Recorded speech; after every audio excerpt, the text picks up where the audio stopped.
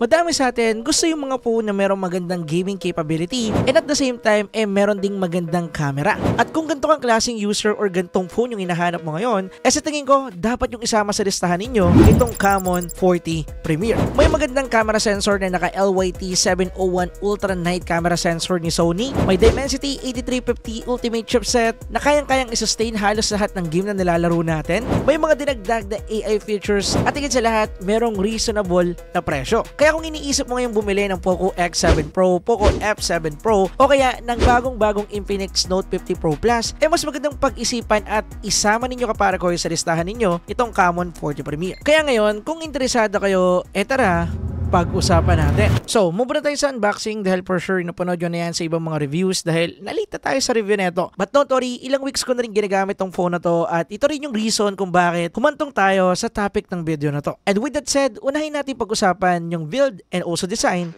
ng phone na to. At ito na nga, ang Tecno Camon 40 Premier 5G. Bale, meron tayo ditong 2-color variant na available sa Philippines. Meron tayong Galaxy Black and also itong Emerald Green na meron tayo ngayon. Actually, ang ganda niyang tingnan. Meron mang case or wala. Bale, pagdating sa look and design ng phone na to, masasabi kong premium and minimalist elegant looking pa rin talaga. Same pa rin ng mga previous Camon series na nirelease si Tecno. Bale, naka two-tone color design tayo dito with the Tecno Camon word branding dito sa gilid. Yun lang at wala nang kakaiba pa dyan. And same ng Camon 30 Premier before, naka-circle camera island na rin tayo dito. And kung mapapansin natin, nasa center part na to nung mismong upper side ng phone natin. And present pa rin dito yung ating red dot indicator at saka yung ating LED flash. At pagdating naman sa grip test neto, para sa akin, napaka-comfortable niya. Dahil una, naka-curve back design po tayo dito, which is kung alam na ninyo, matagal ko ng favorite yung mga gantong design ng phone dahil nga saktong-sakto lang sa palad natin yung mismong likod ng phone kaya komportable siyang hawakan mapag-gaming and also one-hand position grip tayo. In terms of build naman, naka-plastic frame, plastic back or polycarbonate back. Not sure kung ano yung ginamit nilang material dito. Pero naka-Corning Gorilla Glass 7i naman yung protection na ginamit nila sa kanilang glass front display. And actually, para sa isang flagship phone, medyo X yung plastic frame and also plastic back na ginamit nila dito. Alam naman natin yan and for sure isa to sa mga mini-mention na ninyo ngayon. Pero ang maganda dito,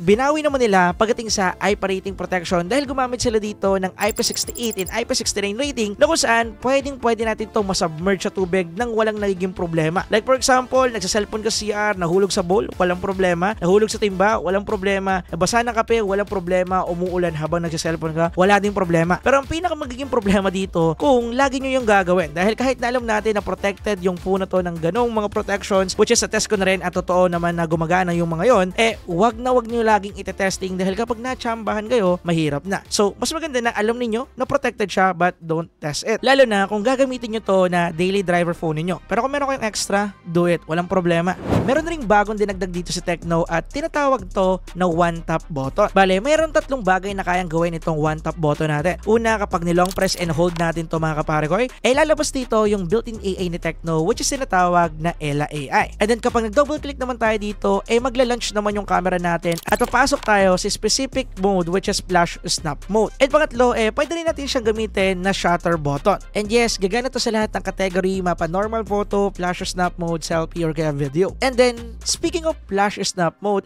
napag-usapan na natin to sa ating Camon 40 Pro review. And pagdating dito, the same lang din naman yung kaya nilang gawin, wala namang pinagbago. Bale, isa tong camera mode ni Tecno na kung saan pwede tayo mag-shoot ng photo or mag-take ng photo in higher shutter speed, which is magre-result na kaya nating mag-shoot ng mga fast-moving object or fast-moving subject nang walang kahirap-hirap dahil nape-freeze niya on time. And kagaya ng explanation ko sa Camon 40 Pro, the more na mas mataas yung shutter speed natin, the more na mas mabilis tayo makapag-take ng photo, and the more na mas mababa naman, the more na mas mabagal mag-close yung camera sensor natin, kaya nagkakaroon tayo ng mga blurry effect. And pagdating sa port na to, gumagana naman talaga siya ng tama at nagagawa niya naman talaga yung main function niya. Tamang-tamang frame lang yung nakukuha natin sa Gada Shot dahil na rin yan sa kanilang best moment AI algorithm na kung saan magte-take ng 30 photos or 30 frames yung ating mismong camera, and then using AI, i-choose niya doon sa 30 frames na yun yung pinaka-best sa lahat na nagpapakita ng motion. Kaya kahit feeling mo na late or napaaga ka ng click ng shutter, don't worry dahil makukuha niya pa rin yan. And then, meron na rin tong auto snap feature na kung saan hindi mo na kinakailangan pang pindutin yung camera mo para mag-take siya ng photo. photo. Bali, ang kinakailangan mo lang gawin is i-place yung camera mo sa isang tabi or kaya sa tripod, and then makikita ka sa frame and do some motion like jumping, running, or anything na may movement, and then kapag na-detect yun ng sensor niya, automatic na mag-i-stop to ng photo. So use your imagination and be creative about sa feature na to, at para sa akin, goods na meron nito dahil quite useful siya kung ako yung tatanungin. At dahil nasa camera section na rin tayo,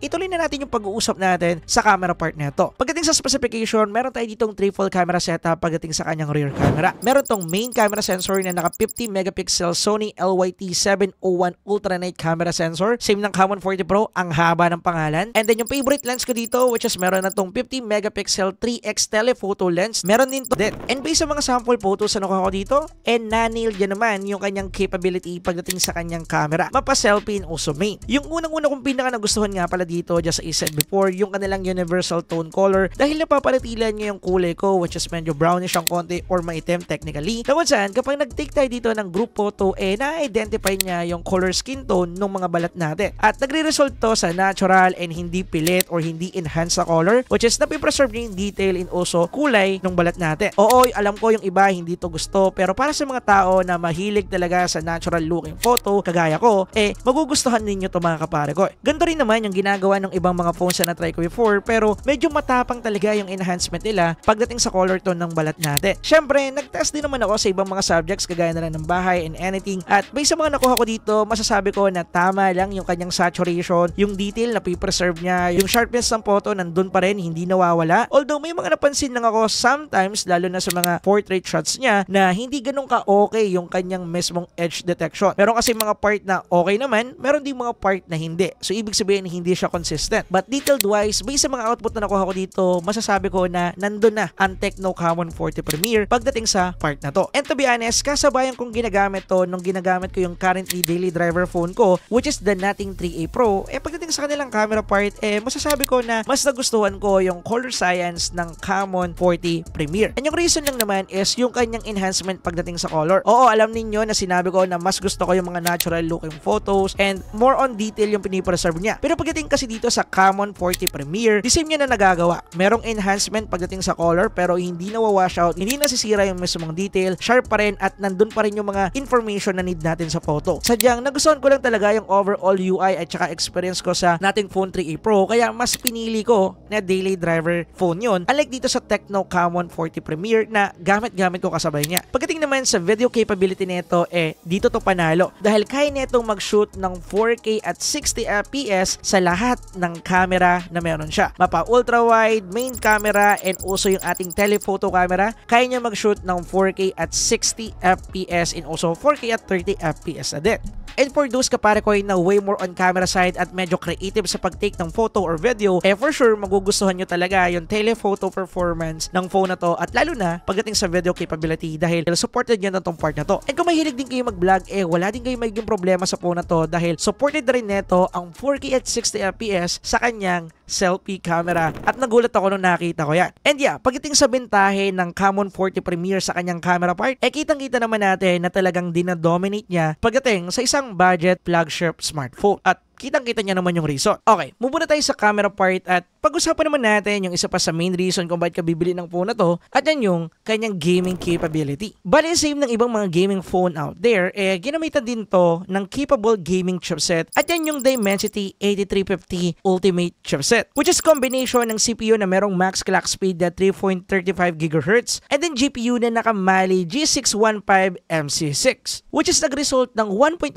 to 1.2 million and 2 benchmark score. And based sa mga data na to, talagang masasabi natin isa tong gaming phone. Pero ang tanong, ganyan din ba yung performance niya sa actual gaming? At ito yung mga game na tinesting namin dito. At unahin natin dyan yung ating Genshin Impact. Pagdating dito, as usual, set up natin sa pinakasagad na settings, highest graphical preset, and then 60 FPS. And then, pagdating sa naging gaming performance ito dito, walang kahirap-hirap, smooth yung mismong gameplay natin, at nakakuha tayo dito ng maximum 61 FPS. And then, nakakuha naman tayo ng maintaining and also average FPS na 55 to 56 FPS. Actually, nilaro namin to ng 30 minutes at naging maganda yung gaming performance nito dito. Walang kahirap-hirap at wala din kami mga nakita na abnormal na frame drop. Bumababa yung FPS niya, yung pinakamababa na nakuha namin dito is 45 to 42 FPS pero panandalian lang, papitik-pitik lang at bumabalik din agad sa kanyang maintaining FPS na 55 to 56. Which is, pagdating dito, nice siya kung ako yung tatanungin. Siyempre, naglaro din tayo dito ng mga MOBA games sa dito yung MLBB, Wild Rift, and also HOK. Sinetup natin sila sa pinakasagad na settings sila. And ang maganda dito, lahat sila mga kaparagoy is nasa max setup nila. So, optimize siya pagdating sa mga MOBA games na to. And then, lahat din sila ay nakakuha ng decent 120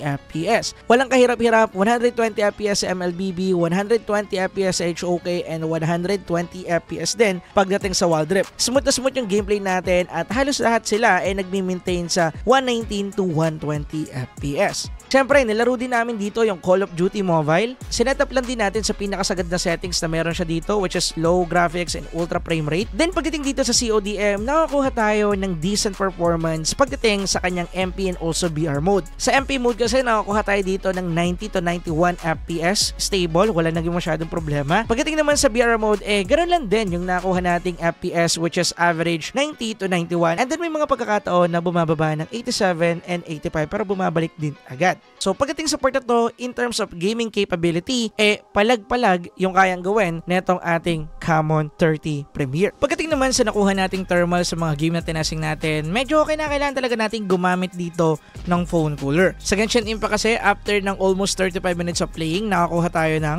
43 to 48 degrees Celsius mga kaparagoy. So naka-max out settings yan. Sagad din yung ating mesmong setup sa game booster natin. At nagulat din ako nung nakuha namin itong temperature na to. By the way, yung room temperature namin that time is normal lang, nasa 31 to 32 degrees Celsius, which is gabi namin pinilm or shoot yung video. And medyo weird lang yung pakiramdam sa kanya dahil nga naka-plastic yung kanyang frame and also yung back. Hindi ganun karamdam kaparagoy yung init or hindi mo mararamdaman na nasa 40 plus degrees Celsius na yung phone mo habang naglalaro. Dahil yan din yung naging feedback ng editor ko nung naglaro ng Genshin Impact and also nung chinek ko rin at nung naglaro din ako ng CODM. Pagdating naman sa temperature ng mga MOBA games natin dito, naglaro lang tayo ng tigigisang round sa kanila. And actually, nakakuha tayo dito ng maintaining 38 to 42 degrees Celsius or dyan sila nagre-range. Bale, okay naman yan. Wala namang masyadong alarming pagdating sa part niyan. Pero dito pa lang sa part na to, masasabi kong umiinit talaga itong device na to. Pagdating naman sa CODM, nakakuha tayo dito ng 43 to 44 degree Celsius.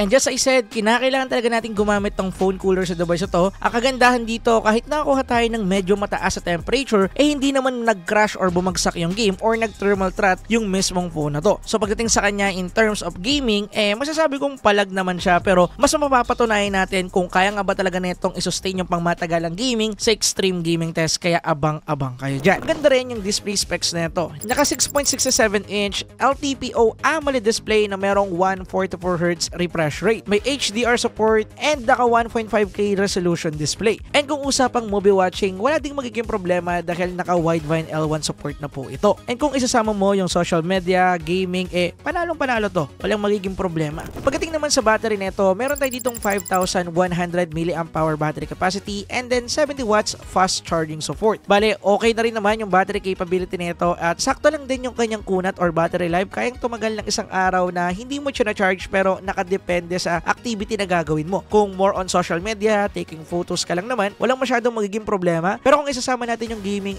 for sure magcha-charge at magcha-charge ka dito. In terms of charging speed, kulang-kulang isang oras pa rin yung aabutin from 0 to 100 and then around 45 to 50 minutes naman from 20% to 80. And based sa paggamit ko sa phone na to, para sa akin, reasonable na yung kanyang performance in terms of battery. Pero yun nga, nakadepende pa rin talaga sa activity na gagawin natin. Pag-usapan naman natin yung software neto dahil isa to sa binibida ni Tecno. Bali, currently, nasa iOS 15 na po ito na under ng Android 15. And yung pinagmamalaki ni Tecno dito, meron tayo ditong 5 years software support update na kung saan meron tayong makukuha na 3 major updates. So, ibig sabihin, aabot to hanggang Android 18. And then, meron din tayo ditong 5 years na security patches. Kaya matagal-tagal din. But gaya lagi ng sinasabi ko, kahit na matagal yung ating software support update limit, ilang beses ba tayo makakatanggap ng legit na software update sa kanila or yung nakakapix talaga ng bug or kaya merong operating system upgrade. Kasi doon sa ibang Tecno phones na meron ako, hindi pa rin ako nakakatanggap ng update para sa mga bugs na nakikita ko. But ganun pa man, itong Common 40 series ni Poco, yung merong pinakamaraming AI na nakita ko sa lineup nila and sa halos halos lahat ng phones na na-review ko ngayong 2025. Bali, meron na tayo ditong circle to search feature na madalas nating nakikita sa mga Samsung and also other flagship level out there. Pero ngayong 2025, kahit mga budget and also common budget flagship phone,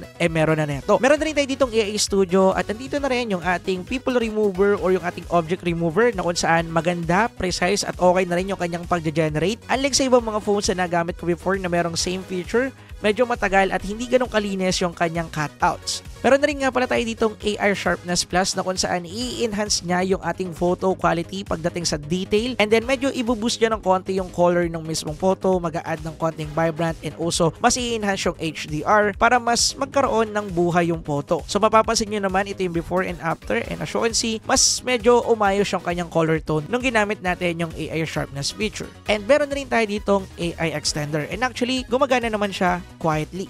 And meron pa sila dito mga useful AI features na hindi ko na masyadong pag-uusapan sa video na to dahil na-discuss ko na yan doon sa ating Camon 40 Pro review. So kung napanood ninyo, same lang naman yung i-discuss ko doon. So kung hindi pa, pwede nyo pong i-check. And actually, sa daming AI features na ito, hindi na natin siya natakil lahat doon. So konting part lang or yung konting AI features lang na madalas kong nagamit. Pwede nyo pong i-check for more detail.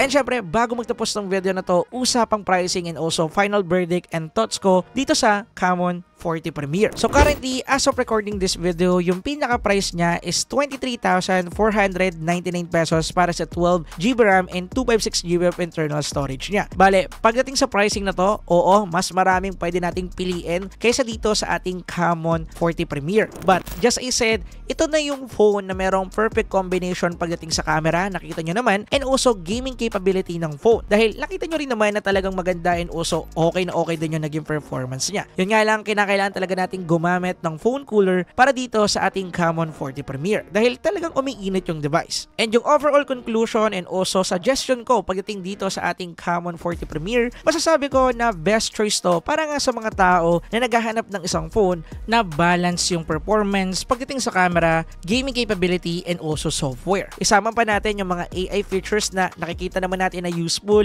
Yung kanyang flash snap feature, gumagana rin mga kapare ko ng maayos, hindi siya gimmick kung ako yung tatanungin dahil useful siya, nakadepende na lang talaga sa imagination natin. Yung bagong layout or dating ng UI nila nagustuhan ko rin, mas maganda at mas mabilis na lang mag-navigate dito. And actually, kung ako yung tatanungin, based sa experience ko sa Poco X7 Pro and also dito sa ating Infinix Note 50 Pro Plus, para sa akin, mas nagugustuhan ko yung kanyang capability pagdating sa camera, and then pagdating naman sa gaming, mas panalo ang Poco X7 Pro dahil mas okay yung kanyang thermal at mas maganda yung kanyang gaming capability. Pero pagdating sa software, same lang sila na merong problema. Pero para sa akin, mas naging angat ang Camon 40 Premier. And yung main reason lang naman kung bakit dahil sa kanyang telephoto camera, and actually yung iba pang mga dahil camera wise na-nail talaga yan ng ating Camon 40 Premier. Anyway, dito na tatapusin yung video. Kung meron kayong suggestion or meron kayong mga gusto pang alamin or itanong about dito sa video natin ngayon, comment nyo lang sa baba at pag-usapan po natin. Anyway, peace out. Let's go.